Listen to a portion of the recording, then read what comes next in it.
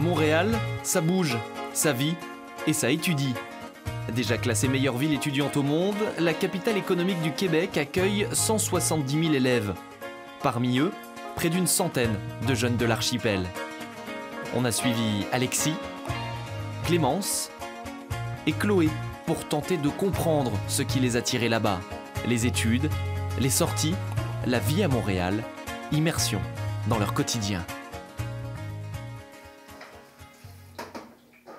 7h30 le matin, quartier de l'Université de Montréal. Pour Chloé, c'est le top départ d'un véritable marathon. J'ai des pâtes bolo, j'ai une salade de fruits, une pomme à yaourt et du houmous pour toute la journée. Parce qu'aujourd'hui c'est une grosse journée. Oui, de 8h30 à 9h30, donc je vais être là longtemps. Et oui, le lundi, c'est sa plus longue journée au menu, 10 heures de cours et seulement 2 pauses pour réviser.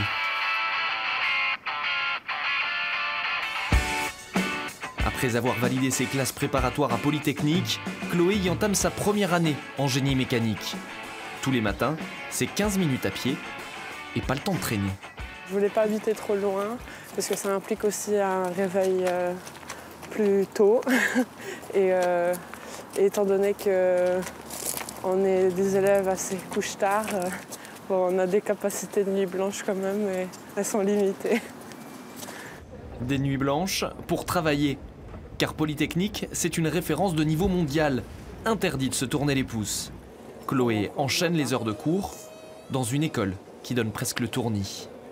On est 6000 étudiants, donc on se dit que c'est quand même la population de Saint-Pierre dans une école. Ça, c'est juste les étudiants en premier cycle. Donc c'est que du monde.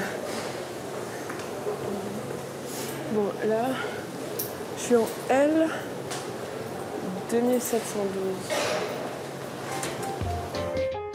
Si Chloé commence à se repérer dans le labyrinthe de son école, Clémence, elle, a déjà pris ses habitudes sur le campus de l'université.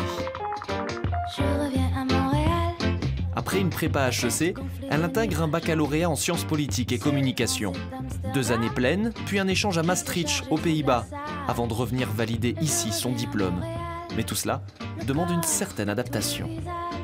C'est un pli à prendre par rapport au lycée, je pense, mais bon, pour moi, j'ai pas eu trop de soucis, mais c'est vrai que quand tu viens pas en cours, personne n'est là pour te taper sur les doigts aussi. Donc c'est se prendre en main, c'est étudier ses textes, aller en cours et après réviser par soi-même les examens, à la limite réviser avec d'autres étudiants, mais c'est vrai que tu es très autonome à la fac.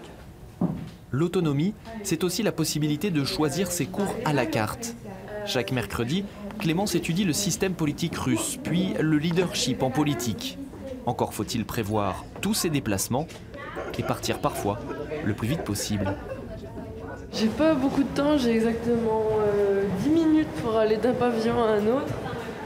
Je pense que ça va me prendre juste ce qu'il faut pour y aller à pied. Peut-être que je serai un petit peu en retard au deuxième cours. Et pour cela, rien de tel qu'une bonne paire de baskets. L'UDEM, au total, c'est une vingtaine de bâtiments pour 67 000 étudiants. Je dirais pas qu'on s'y perd, mais sur un campus qui est grand, sur à peu près 4 stations de métro, je dirais, c'est quand même assez important, vu la notion des tailles et des distances à Montréal.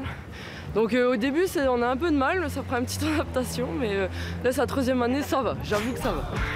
Et Alexis, lui, va devoir s'y habituer.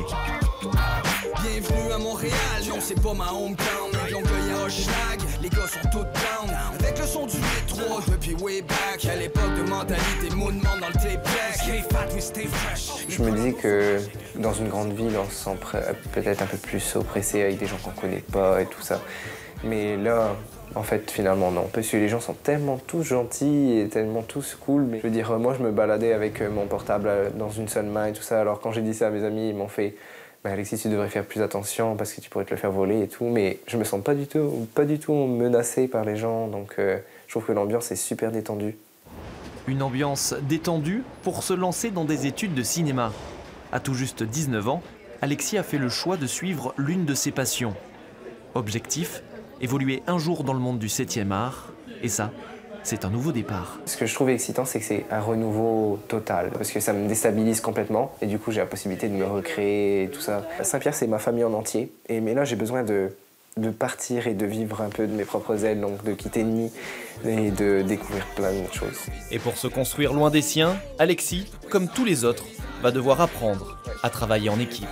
Dans ma ville, à travers ma musique, je veux savoir comment ça se passe, je t'emmène en visite, Montréal c'est un classique. Viens que je te présente le vrai visage de ma ville, écoute.